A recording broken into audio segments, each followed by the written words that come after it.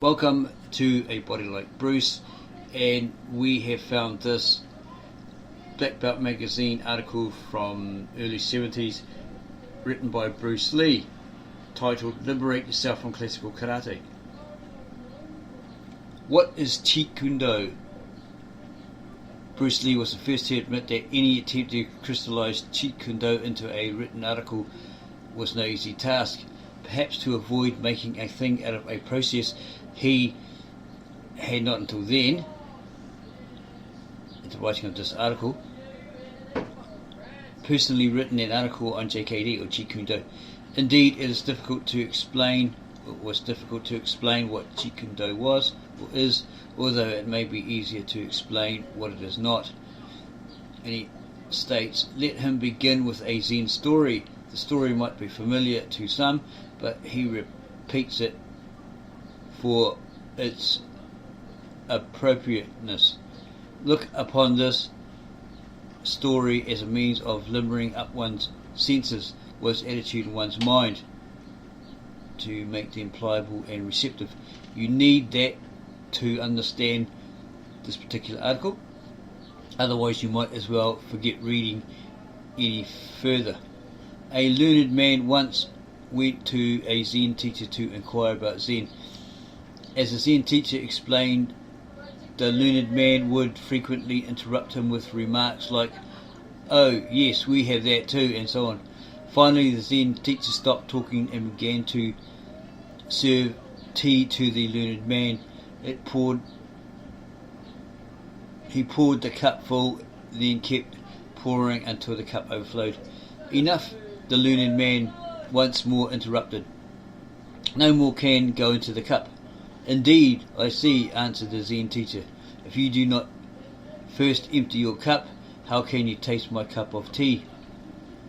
And Bruce Lee hoped his comrades in the martial arts would read the following paragraphs with open-mindedness, leaving all the burdens of preconceived opinions and conclusions behind. This act, by the way, has in itself a liberating power. After all, the usefulness of the cup is in its emptiness. Make this article relate to yourself, because though it is on Jeet Kune Do, it is primarily concerned with the blossoming of a martial artist, not a Chinese martial artist, a Japanese martial artist, etc. A martial artist is a human being first, just as nationalities have nothing to do with one's humanity, so they have nothing to do with the martial arts. Leave your protective shell of isolation and relate directly to what is being said. Return to your senses by ceasing all the intervening intellectual mumbo jumbo. Remember that life is a cocktail process of relating. Actually, it's a consistent process of relating. Remember, too, that Bruce Lee seeks neither your approval nor to influence you towards his way of thinking. He would be more than satisfied if, as a result of this article, you began to investigate everything for yourself and cease to uncritically accept prescribed formulas that dictate this and that is that.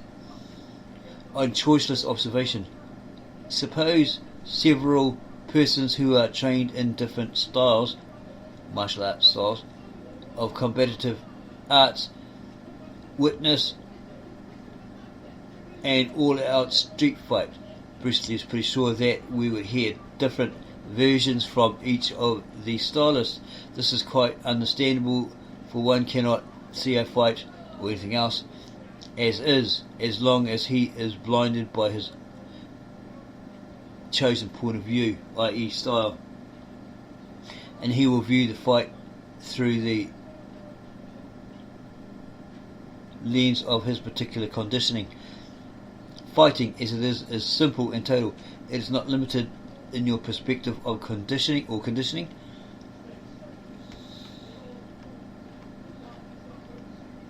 As a Chinese martial artist,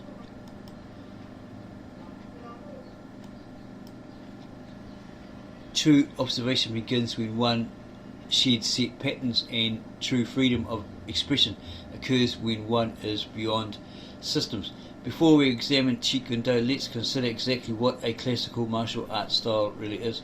To begin with, we must recognize the incontrovertible fact that regardless of their many colourful origins, by a wise mysterious monk, by a special messenger in a dream, in a holy revelation, etc., styles are created by men.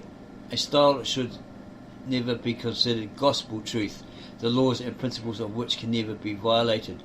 Man, the living, creating individual, is always more important than any established style. It is conceivable that a long time ago a certain martial artist discovered some partial truth. During his lifetime, the man resisted the temptation to organize this partial truth, although this is a common tendency to man's search for security and certainty in life. After his death, his students took his hypothesis, his postulates, his inclination and his method and turned them into law. Impressive creeds were then invented, solemn reinforcing ceremonies prescribed, rigid philosophy and patterns formulated, and so on, until finally an institution was erected.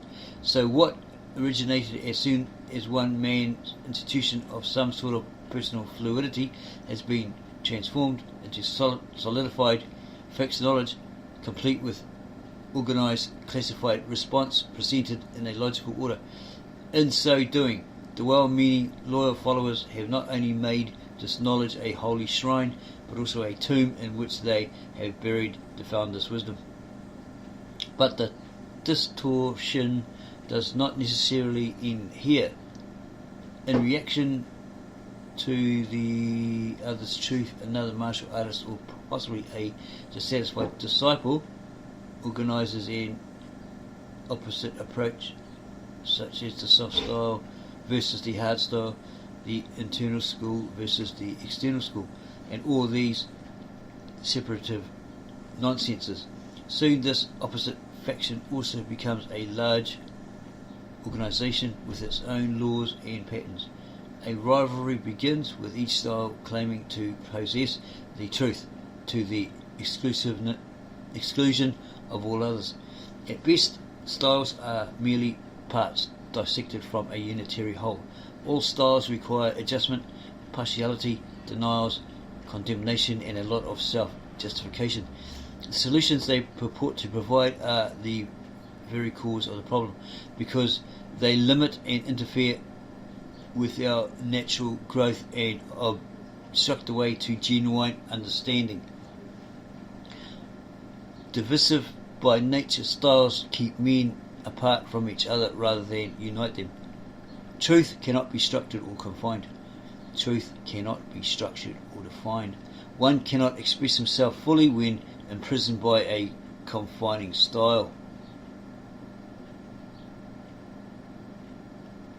Combat as is total, and it includes all the is as well as is not, without favourite lines or angles. Lacking boundaries, combat is always fresh, alive and constantly changing. Your particular style, your personal inclinations and your physical makeup are all parts of combat, but they do not constitute the whole of combat. Should your responses become dependent upon any single part, you will react in terms of what should be rather than to the reality of the ever-changing what is. Remember that while the whole is evidence in all its parts, as an isolated part, efficient or not, does not constitute the whole. Prolonged repetitious drillings will certainly yield mechanical precision and security of the kind that comes from any routine. However, it is exactly this kind of selective security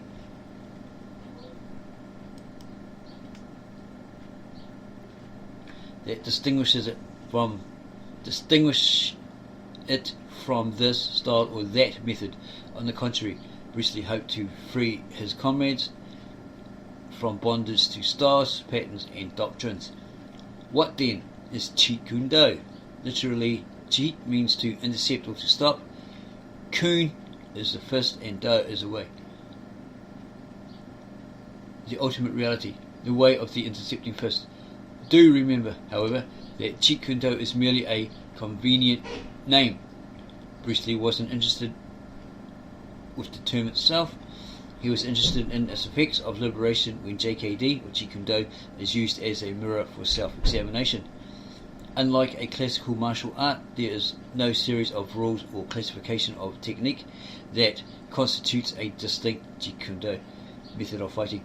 JKD is not a form of special conditioning with its own rigid philosophy. It looks at combat not from a single, but from all possible angles. Not from a single angle, but from all possible angles. While JKD utilizes all ways and means to serve its end. After all, efficiency is anything that scores. It is bound by none and is therefore free. In other words, Jeet Kune Do possesses everything, but is in itself possessed by nothing. Therefore, to try and define JKD in terms of a distinct style, be it Kung Fu, Karate, street fighting, Bruce Lee's martial art, etc., is to completely miss its meaning. Its teaching simply cannot be confined within a system. Since JKD is at once this and not this, it neither opposes nor adheres to any style.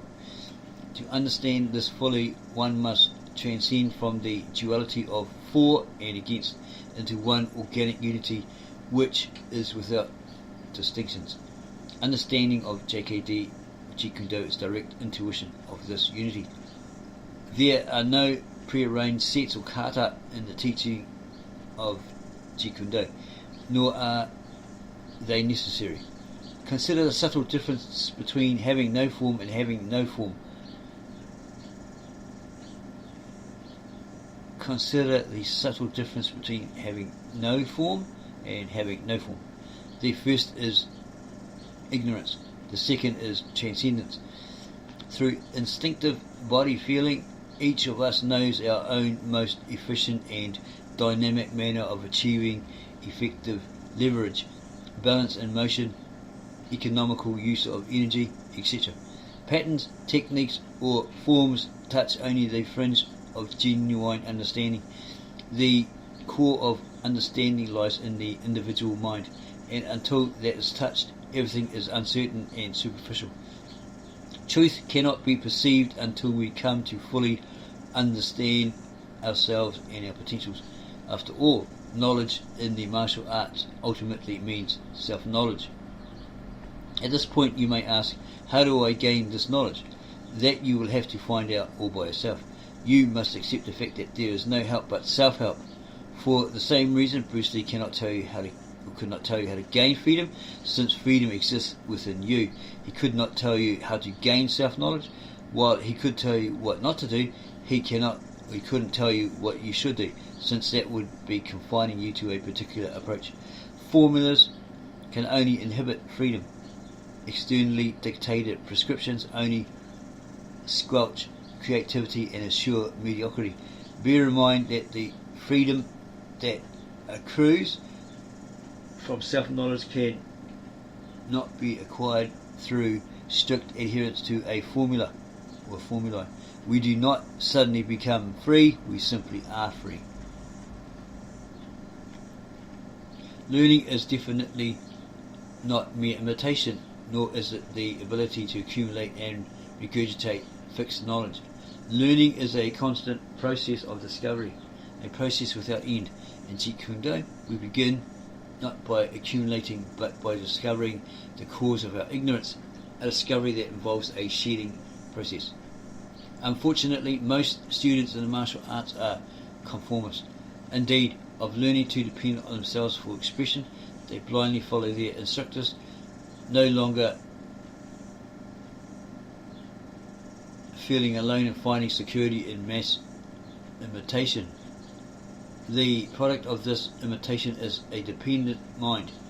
Independent inquiry, which is essential to genuine understanding, is sacrificed. Look around the martial arts and witness the assortment of routine performers, trick artists, desensitized robots, glorifiers of the past, and so on, all followers of exponents of organized despair.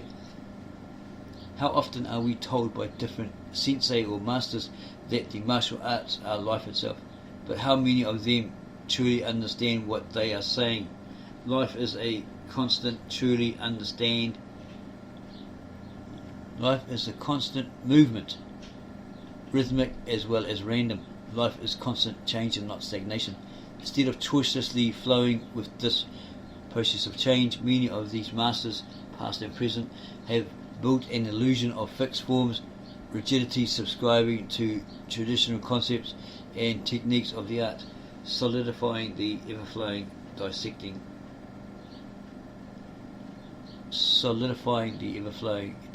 the totality. The most pitiful sight is to see sincere students earnestly repeating those imitative drills, listening to their own screams and spiritual yells.